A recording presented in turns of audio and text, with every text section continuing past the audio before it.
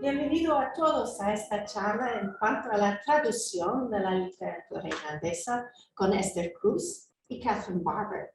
You're all very welcome here to this conversation about literary translation. My name is Sinead McKay, I'm the director of the Ireland, and this is our first post-pandemic literature in translation conversation and our very first literature translator in residence post-COVID. You're very welcome, Esther. You're very welcome, Catherine.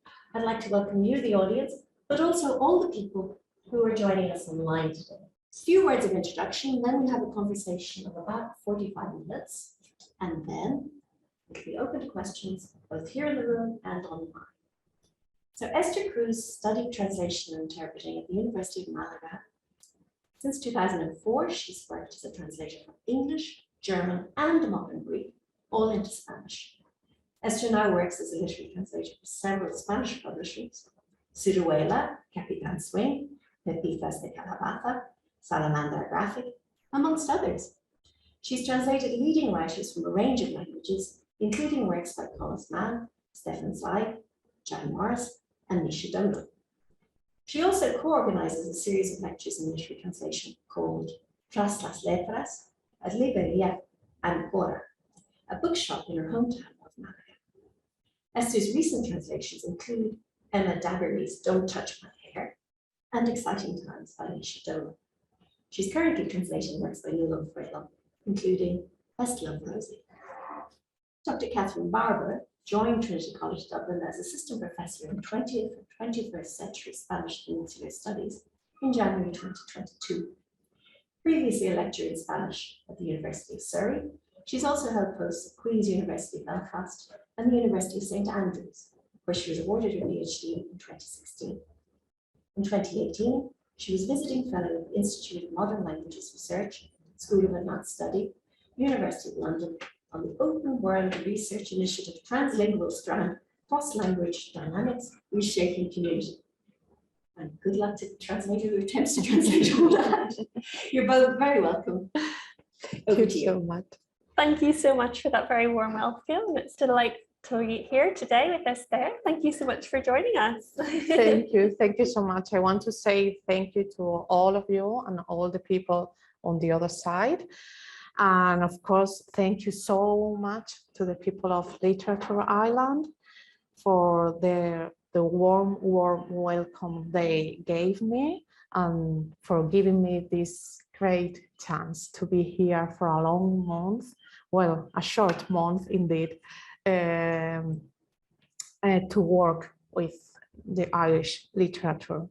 And before going any further, I want to say, please forgive me because I can work with the writing English very well, but I am not so good with the spoken English. Okay, so please be patient with me, and I apologize for any mistakes that I can make during my speech. Okay, and thank you, of course, to Catherine for being my partner today. Thank you so much. Thank you, Esther. Well, your English is perfect so far. Yeah. Can you tell us a bit about what kinds of literature you translate and what you've been translating in Dublin? I translate a wide range of literary works. Anyway, I think I can say that I'm focused on fiction more than like novels and all that. Mostly from the English into Spanish, but also from German into Spanish and a little bit from Greek into Spanish. Anyway, I have translated a lot of books, so different between them. My first literary translation was from a comic book, and I usually translate comic books. And I have also translated handbooks about how to invest your money and how to deal with stress. And I have also translated biographies by big athletes. Wow. And by musicians, and short text by big names like Stefan Zweig or Thomas Mann. And okay, so it's a wide range. I've done many different kinds of books. And here in Dublin, the first days I spent here, I've been for almost a month now. I finished my translation of Emma Dabiri's Don't Touch My Hair. And I also spent some time checking the proofreadings of a translation I have made of The Dead by James Joyce. Oh, wow. Big project for me. It was like, wow, I am translating James Joyce, just a short text, but it was great. That I spent with this the first days, like the first week or so, the first 4-5 days. And then I have been focused on the translation of Best Love Rosie by Nuala O'Foilan. Thanks to the people in Literature Island for explaining me how to say Nuala O'Foilan. Sorry. I'm trying to. And that's it. Okay, yesterday I finished my first draft of this book because not all translators do the same thing, but my system while I work is like writing a first draft of my translation and full of mistakes and full of doubts and full of comments for myself, like what are you saying here, what's that? And then I check this text like 4 times or so. I reread it like 1, 4, 2, 3 times and all that, just to check that it sounds like the original, not just says the same things that the original, but sounds like the original as well. And that's my system of work. And I finished here the first draft, so I'm very happy with it. And how has being in Dublin inspired your work? I'm not of the opinion that you need to live in the place where a book lives, okay? And you do not need to live in the time when a book is placed, okay? You do not need to do this. I think you do not need to do this to properly translate a work. And I think that because anyway, I never could have done a translation by James Joyce, since I cannot live in the time of Joyce and I cannot live in the Dublin of Joyce, because we are in the 21st century, and that's okay, I cannot go back there. Still, I cannot go back, maybe someday, but not now. So I am not of the opinion that you have to be in the same environment of your book to translate your book. But anyway, after this month here, I have to say that my experience translating this book would have been very different in other place, in other environment. Because okay, I can understand the book by Nuala O'Foilan here or in Malaga or wherever, whenever. I can understand the book. I can understand the words, the message, what she wants to tell us. I can fully understand it, and using my Spanish to say the same things. But being here in Dublin helped me to feel the book in a different way, and feel what the characters in the book felt, and really feel the way that the author felt while writing the book. For example, one day I was translating a fragment in which a character tells her niece that she's living in the USA, and she tells her that she misses so much the batch bread. On a batch loaf. And okay, I could understand the words. Okay, and I say, okay, I Googled what is the batch bread. I saw some images. It's okay, I know what she says here. I can translate it. But then in the afternoon, I was in the supermarket and suddenly I saw a loaf of batch bread. And I said to myself, okay, I want to try it. And when I tried the bread, I really felt why she misses it. Okay, I could understand why she misses a bread in the USA. Okay, it was not in the middle of nowhere. In the USA, you have many kinds of bread, but I could really understand why she says this. And that happened to me many times with this book. And they were talking about a neighborhood in Dublin, and they were saying, two characters were saying like, okay, in this neighborhood, it never happens a good thing. A good thing never happens there. It's impossible. And suddenly a day I was walking through the city, and I found myself in that place, and I understood why they say this. I really felt the same things. So it's very different to feel the book, because okay, I think, is it my translation better now? Okay, I think so. I could have done a good work. I'm almost sure I could have done a good work anywhere, but being here was like very different for me. It was great. I could even hear people saying phrases, words that I have found in the text.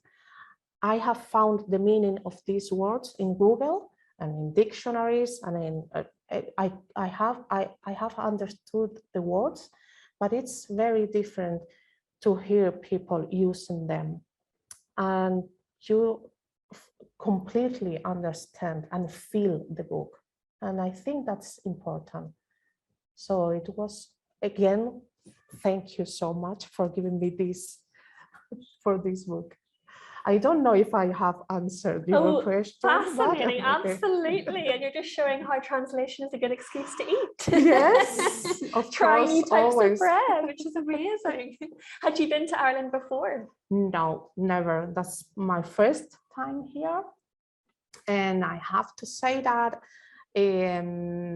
Ireland is very similar to the Ireland I had imagined. Really? And is very different to the Ireland I have imagined as well. It's like a mix.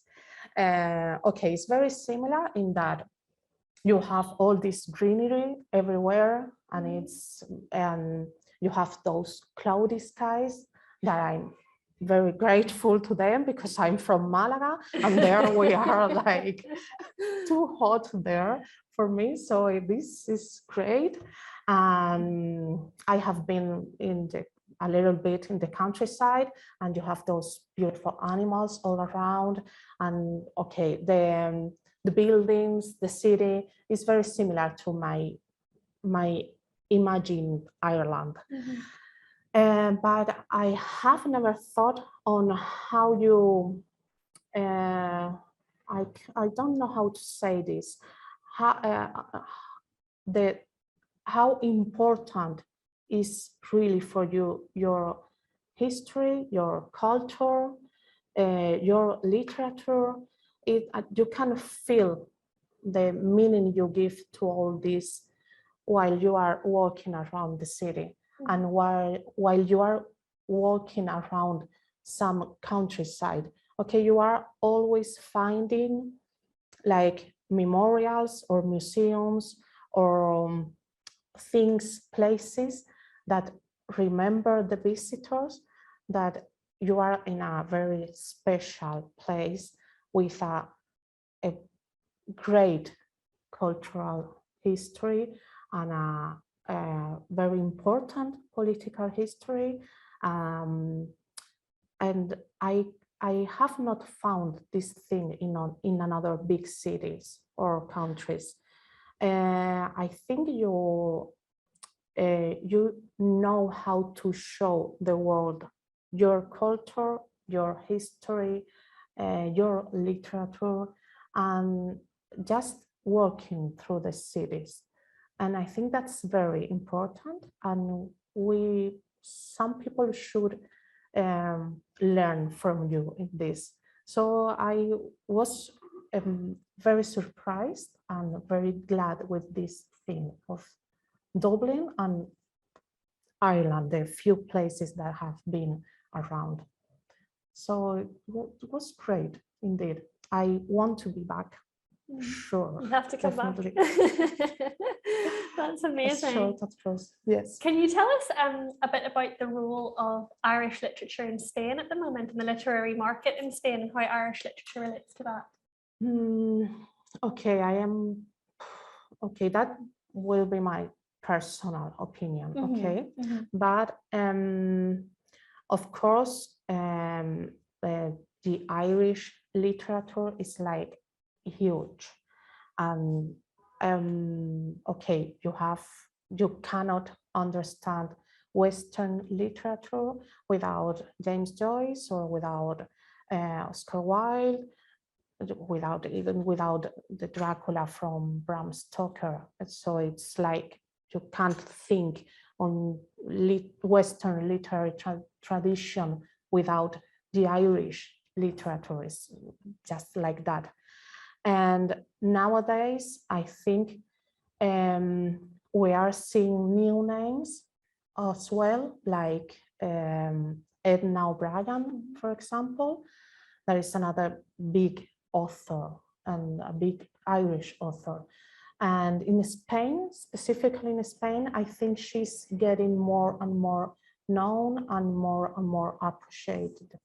Anyway, I think we fail when realizing that all this work is Irish work, not just literature writing in English. It's Irish literature. And I think we are failing with when realizing that.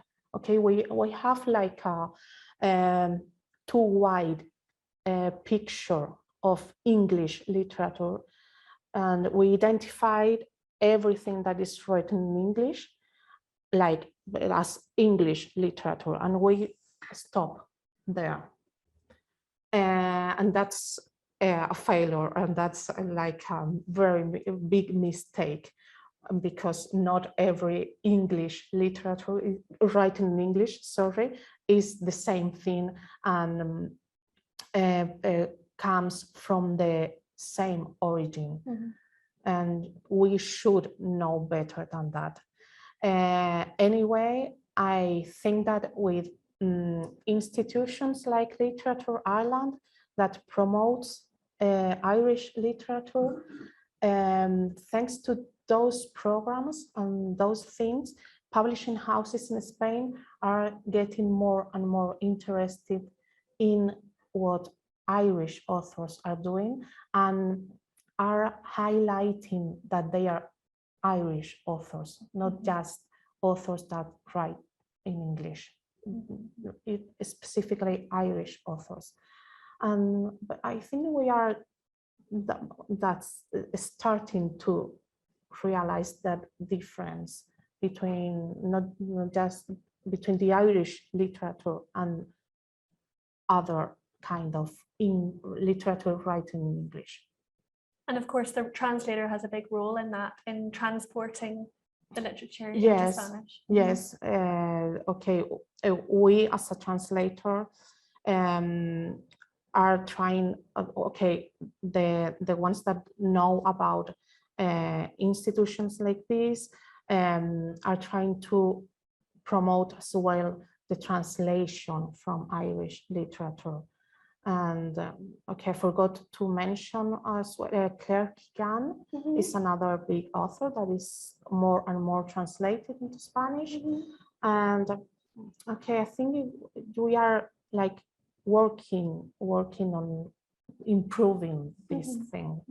But anyway, the presence of the objective presence of Irish literature in Spain, in the translated literature in Spain, is really big. The problem is that people realize that is Irish literature, not just literature written in English. That's the work we have to do still. Very interesting, yeah, and very interesting how the market affects that, isn't it? You just depends on the market and what the market wants. The market is very common. Can you tell us a bit about your career and how you came to be a literary translator? Okay, I am not the perfect example of literary translator, since I have spent many years translating technical text, medical text, software, I don't know, socioeconomic text. I have worked with the European Union. Okay, I have done many things, like for 10 years or so, or 8-10 years.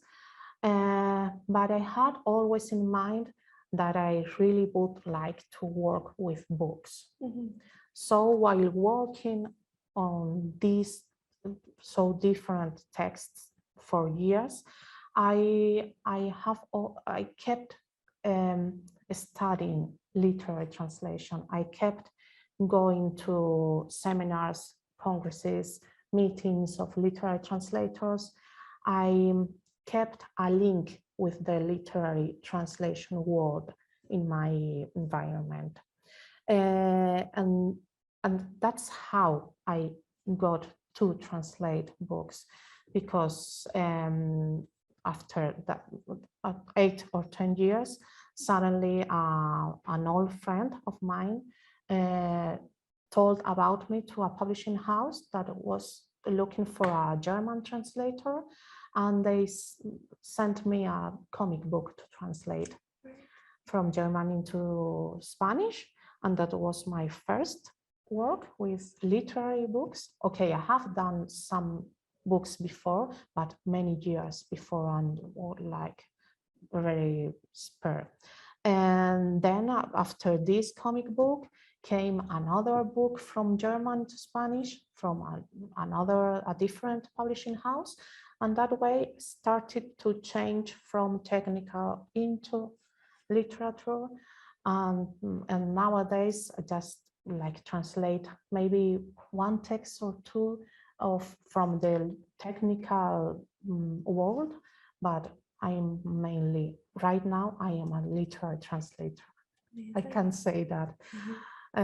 Okay, I have to say that I love to translate software and all that. Okay, I like it very much. It's like, okay, I like translation, that's a whole, but books are like most regarding for me. Like, okay, it's better to translate books and to have your name in the book when you go to a bookshop and say, look, Mom, it's my name here. It's like, But of course, you bring all that technical experience too. Your that background is very rich for your literary translation. Okay, I have to say that translating software and all these things made me very precise with the language, because you have to find like the word that you need to use for, I don't know, for a computer to functions well. So it made me very precise with the language, and it made me to know how to use the resources and how to really now to look for the word that I want to find. It helped me to work with the language in a way that I do not find in the literary translation. It's not the same thing, but it's very useful for me. And okay, it's very useful because books tells many stories from many fields, and then suddenly you find a book talking about some medical tool that you have translated about it some years ago. So it's okay, I have the vocabulary here because I know it, because I have already translated it. So it's, yes, it was very useful to do all that work. And you must read a lot. I have to. Okay, think that all my translations, I have to read that book like 4 times. Of course. Anyway, apart from that, yes, I read a lot.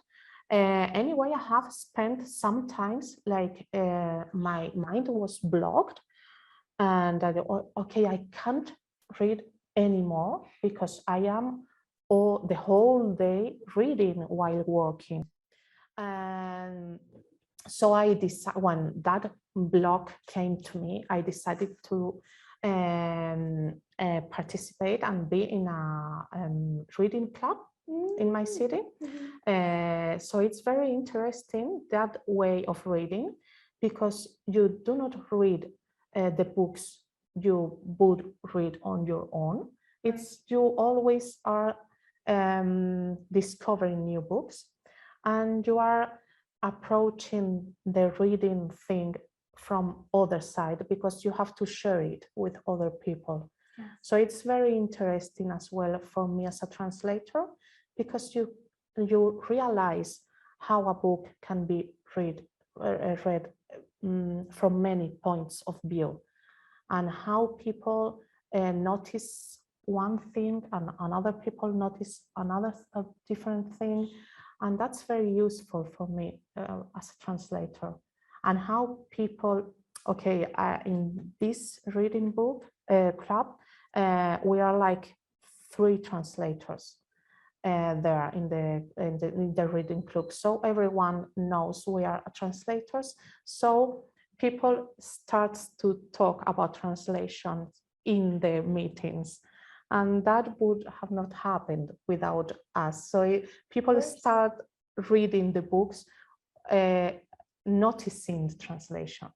And sometimes they say, okay, that was a really good translation. And you say, okay, that is a good point. Perfect.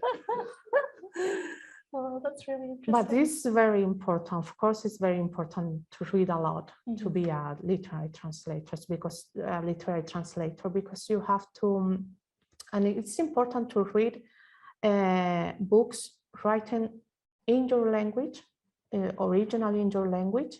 And it's also important to read translated books into your language. Okay, I'm not of the opinion that because I know English, I will read everything in English that I can. I need to read translations so to improve my work, because this way I can see how other people works and solves some problems. Yes. Because I know the original language and I kind of find out what they have done. And that's very useful for me as well. So it's very useful to read translated books, even when you know the original language. That's really interesting. Yeah. Yeah. And have there been any problems you've come across in your own translation recently, or work that that you find difficult, particularly to translate, and how have you overcome that? Okay, in this book, for example, the book by Nuala Fulham, I think the biggest problem in the book for me is its Irishness. Okay. Because it's in this book, this Irishness is not only in the places she mentions, or in the food, or in the songs, or in the drinks, because all this is like an easy problem to solve, easy problem to solve. The thing is that the Irishness in this book is mainly in the way people speaks and talks between them, among them, and that they use some words, English words, but that they are English words used by Irish people. Right. And English expressions used by Irish people. And that's very difficult to transmit or to explain or to translate as that.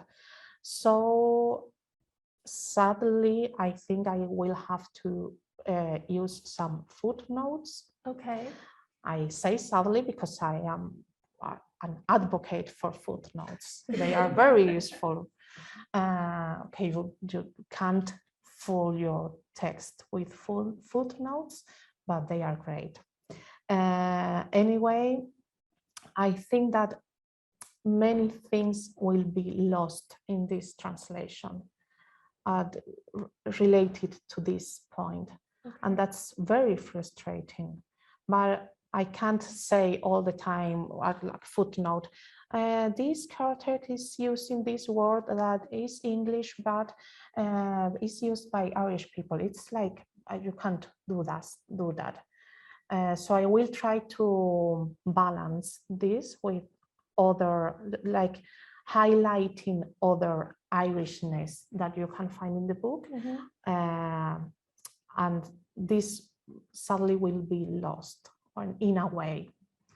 But this is for me the biggest issue, the biggest translation problem with this book specifically. It's really interesting too, because of course there are many different Irish Englishes, just as there are many different Spanishes. Can you talk to us a bit about some of those challenges going from one language to the other? Okay. I think, there are many Spanish languages, but I have to say that I just can use one of them indeed, because the other ones, I know them and I can understand the words and all that, but I am not an Argentinian speaker, so I can't pretend to be one. It will be very wide. So, but some publishing houses ask you to translate like in a neutral form of Spanish, but I do not have a neutral form of Spanish. Every word I use is not only Spanish from Spain. Many words I use are Spanish from Malaga, so it's okay. I can try to be like not so Spanish from Spain, and I can try to avoid some words that I know it would be difficult to read in some countries in America, for example. I can try to avoid them, but anyone that who reads my books will know that I'm from Spain.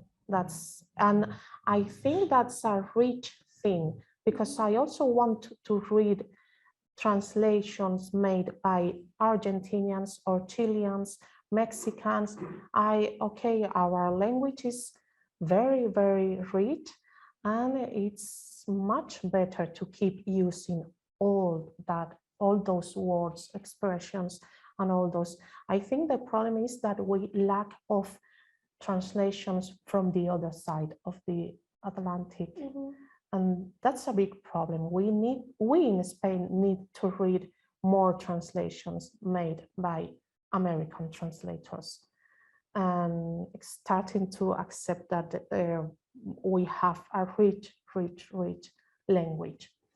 And I think with the English, I don't know if it's so similar, but it's very similar, because you have the English from Ireland, England, Scotland, the United States, and Australia, and on all that. And for me as a translator is one of the biggest problem, as I told you before, because that's the thing that you cannot really translate. Okay, you can mark, like sign a character as being different from other characters in your translation, but you can't really translate that is different because it's, for example, Australian and the other ones are English. You just can make him or her different, but you can't say in Spanish words that are Australian. So that's very difficult. And I guess that for English translators from Spanish works will have the same problems. Surely. Yeah, absolutely. What advice would you give to people who are interested in taking up literary translation? What's the best way to start, and what do you recommend? Okay, I hate giving advices because okay, you have to follow your heart. But anyway, you have to be patient to do this work. And for the beginnings, you have to be very patient, because it takes time to starting to work with publishing houses, like for a long term, as it were. So you need to be patient. You need to read a lot. We told that before, to read many things, read and read and read many things. And you have to know very well the market. When you are trying to look for a place in the literary work space, you have to know very well the market, to choose the publishing houses with which you want to cooperate. So you can, for example, send them like a proposal for a translation. If you find a book that you want to translate it, you can look for a publishing house, but and tell them, okay, this book should be translated, but you have to know to which publishing house send this book, and you have to really know that this book could work well in your market. And to know that, if you really know well the market. So you have to know the publishing houses of your country. You have to know the tastes of the public. You have to read cultural magazines and these literary sections of the newspapers to know what's a house the literary world working in your place. And another advice is that you have to fight for your right to have good working conditions and to be well paid. You have to fight from the scratch, and you have to keep fighting them. And I think that's enough advices. Can you tell us of any books that you have recommended to publishers? Well, that the book by Emma Dabbury, the Don't Touch My Hair, a friend of mine told me about it, and I looked for it and I read it, and I thought on a publishing house that would fit really with this book, and I sent them an email and I told them, okay, this book will be great with you. If you want to publish it, I'm here for you. And they thought about it and they told me, okay, do that. I'm doing okay. I finished it. And this is a book I read, and I also did the same thing with, I don't know if you know it about it. It's a book by okay, not a comic book, but like an illustrated book. It's it's a mix by Nora Krug. Okay. It's called Belonging in English Okay. and Heimat in German. And I did the same thing with a publishing house, and I translated it. But okay, that's not the usual thing.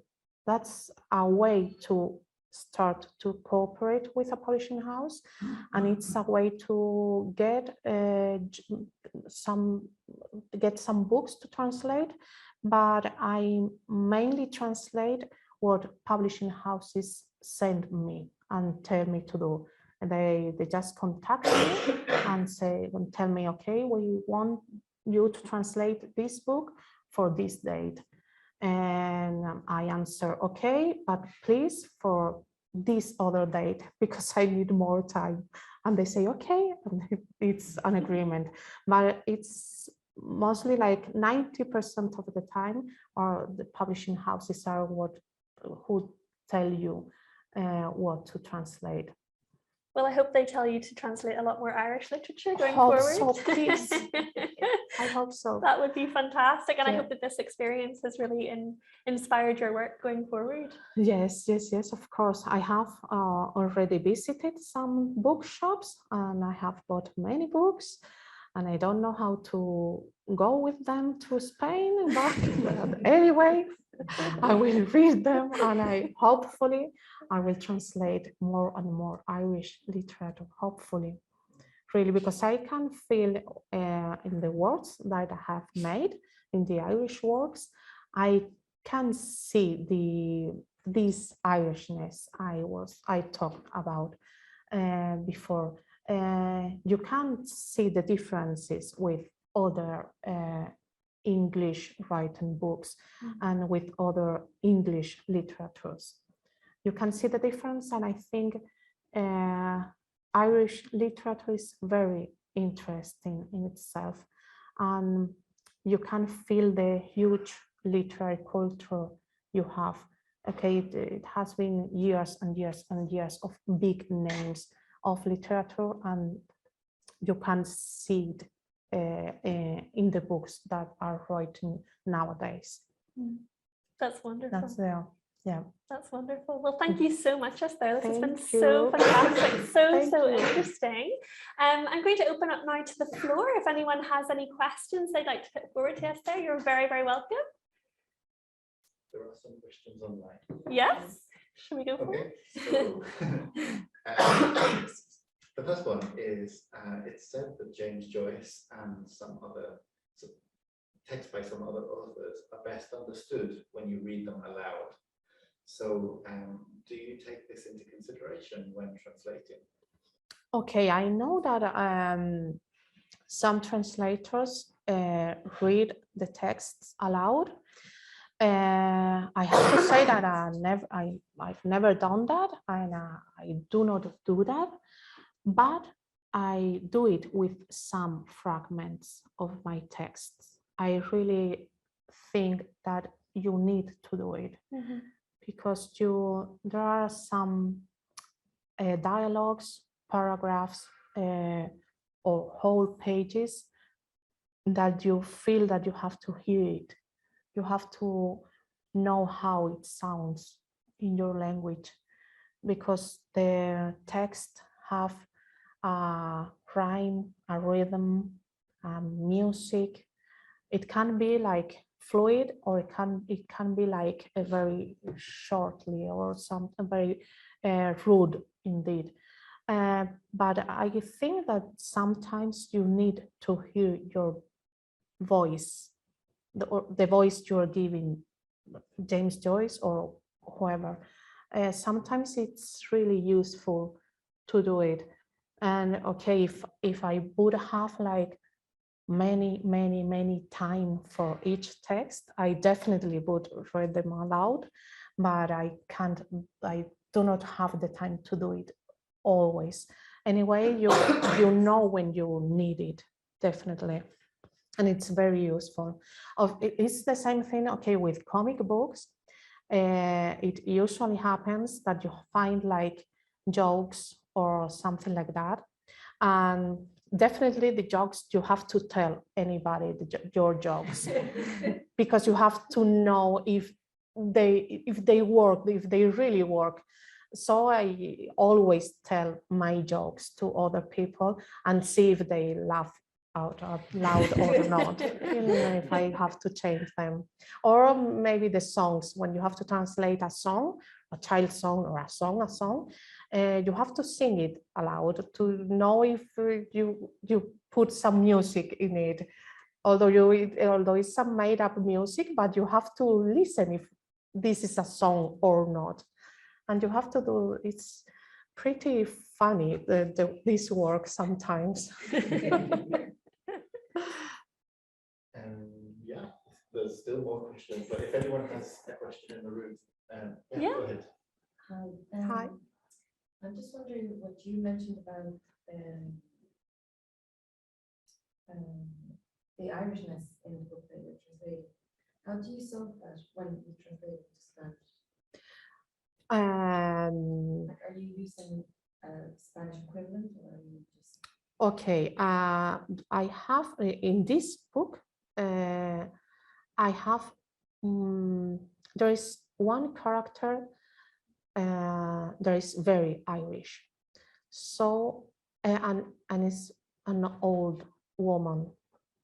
So I'm trying to give her like not only an old voice in Spanish, but also very personal voice. I'm trying to make her sound like very herself. So you can know when she's talking, and I am trying to make her different from the others. And that's the way I'm trying to highlight that she uses a different language from the other people, not a language that the other people can't understand, but a language that is specifically of her. Because I cannot, okay, I don't feel comfortable making her sound like a Colombian woman, because I don't know, I can't, and I can't make her speaking in English or in Irish in my translation, because she's not using a different language. She's using the same language, and people feels like she's Irish, but that's the only difference of this character.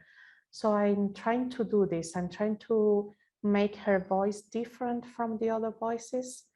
And as I told you before, I'm trying to highlight the Irishness of the book in other places that in the original are not so highlighted, but I need to do that.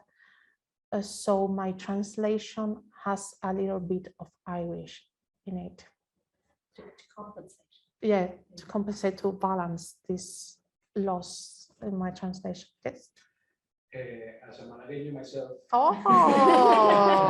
it would be very curious to know how your Malagueño self come across in your translation. So you will say Okay. that it would be a big difference than somebody from Madrid or from Zaragoza or from Colombia or Mexico. I So can. what is the Malagueño?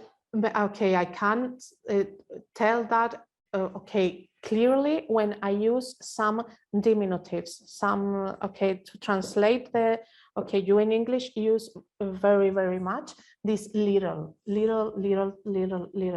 In Spanish we have another ways to do this, and in Malaga we have some particular words to do this. And sometimes I find myself translating these things like mejilla and all this. Mejilla is very malagueño. And What does it mean? it's like a little bit of something is una mejilla de. A little bit of something, una mejilla de, instead of poquito. Poco is little, poquito is very little, and poquito in malagueño is mejilla. And I find myself translating these kind of words, and I have to change that after, because my translation cannot be very malagueña. I can do that in some texts. I have done that, but not in many texts, or not in every of them. Anyway, this is a very dangerous thing when translating, because sometimes you are not conscious, you are not aware how many words that you use are just words known by you and your family, friends, and your city.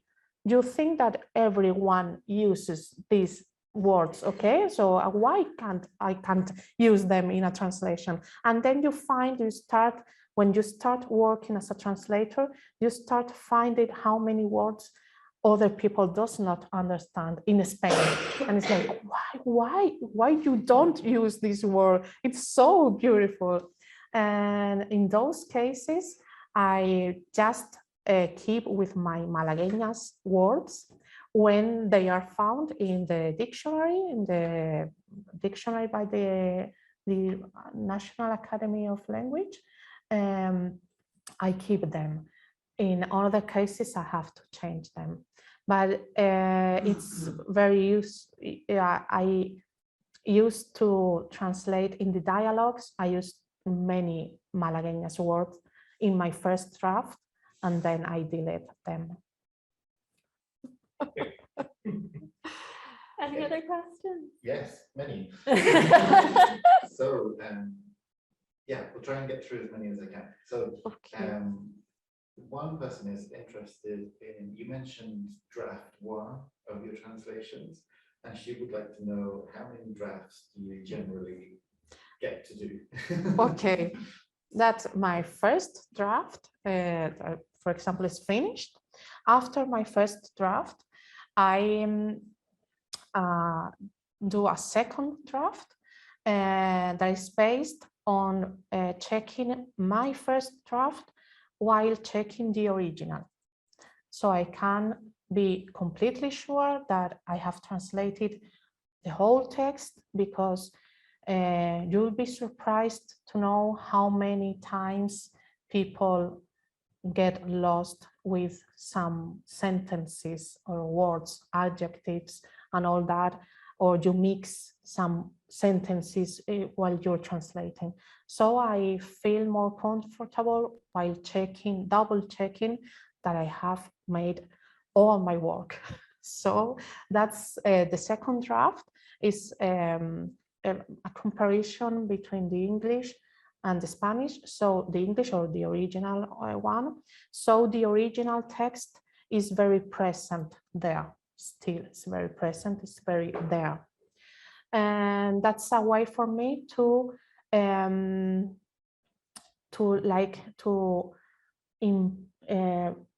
I don't know how to say, to stamp the original in my mind. Mm-hmm. It's like, okay, that second reading will impress the original in my mind. And then when I finish this second draft, I print the text and I read it in paper, because you will also be surprised how many things you can't see on a screen. Mm-hmm. Okay, the reading we do on a screen and the reading we do on a paper are completely different. Your eyes focus on different things, and when you read something on a paper, you find many mistakes. You haven't, or you read the text with another speed, or as it were. So you feel different things with the text. And this would be like my third draft, because I made many changes in my translation, and I okay, the changes that I make on the paper, I have to go with them on the screen, and then I read last times. Okay, yes, usually it's the last time, and I do my the four draft while reading a last time on the computer. And if I have plenty of time, I leave the text for some days, and then I read it a final time. But like 90% of the times, I have like, yes, 4 drafts. Brilliant. For like many drafts. Many times I fed up with my translation. It's like, okay, After like, 4. I do not want to know nothing more about you. And okay, sorry, but then like 2 months later, the publishing house send you their comments and their proofreadings and all that, and it's okay, you are here again, please go. But you have to check it again, and you have to start thinking again on some decisions you have made, and then suddenly you say, okay, I don't like this, I really don't like this now, and you make some changes again and again. And that's the time when you have then, like 4 months later, when you get the copy, the real copy, you say, okay, I can't even look at you no more. Yeah. So there's a really good question about Irish humor. So it says that often Irish people, when they're close to each other, they mock each other. And the closer they are, the more they mock each other. But it's meant to be funny, and it builds their friendship. But in some cases, people from different places misunderstand this and think that they're actually hostile to each other. So do you have any problems translating this kind of thing into Spanish? Okay, the thing is that me myself, I am very rude with my colleagues, with my friends, so it's not a problem with me. That's okay. I think Spanish are very similar in this way. And in the book by Nuala Fuelan, there is another character that goes to the United States, and in a point tells her old friend, okay, when I came here, I had to change my way of treating people because people here does not understand that rudeness. So I had to change everything that of this here. So in my book, you have the explanation of this. I was before reaching to this fragment of the book, I had thought about it, because there are like 3-4 close friends, and they are always like being so rude between them, and it was like, okay, but for me it was very funny because I have some friends and we treat each other in a very similar way. So when you're translating this into Spanish, I think it's not so difficult because we can understand that, but I know that it can be difficult to understand for another people or for normal people that treat each other like fine. But it's really funny. I liked very much this humor in the book. I really liked it. Yes. I don't think we'll get through all of them, but I'll keep going. Okay. We've just got 1 more minute, so I'll try and choose this one. So this is a really great one for a practicing translator. So the question is that some people think that before you start translating, you should read the whole book and understand everything. Some people think you shouldn't read it at all. What do you think? And does it depend on the book? Okay, it really depends on the time you have to do the book. And the other books you are translating at the same time, and the other things, and your life as a whole.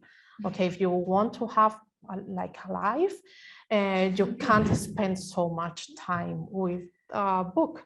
And if you want to read other things in your life, you also do not want to spend so much time with a book. Okay, ideally, it would be great to read the whole book from scratch, but not always. Okay, I love when I'm translating a book and I'm discovering the things that are happening while I'm translating. Then many times I have to change some decisions I had made because I find that, for example, I find that a character is a she and I thought it was he. Has happened to me sometimes. But anyway, you just change it because the book was made for you to discover this step by step. And the book has been made for you to discover things page by page and with a certain rhythm. And I think that when you are translating it, while not knowing what happened, you give your translation that same rhythm. Okay, and you have chances to amend, to correct, to review, to change your previous work. So that's no problem. It's not your first draft. Okay, you do not have to do 4 drafts, but your first draft will not be the only one. So you can change things afterwards. So I definitely prefer to not to read the book from the very beginning. Sometimes it's useful to read like the next chapter before starting or going further with your translation, like going like 5-10 pages ahead of your translation. That's useful sometimes, but okay, I'm not of the reading the whole team, reading the whole before team. No, I'm of the other team. Thank you. You're Well, thank welcome. you so much, Esther. You're It's been welcome, a real and pleasure. thank I'm you sorry that so we're out much. of time slightly, but it's been a real pleasure. And thank you very Thank much you. to Literature Ireland and thank you to Literature.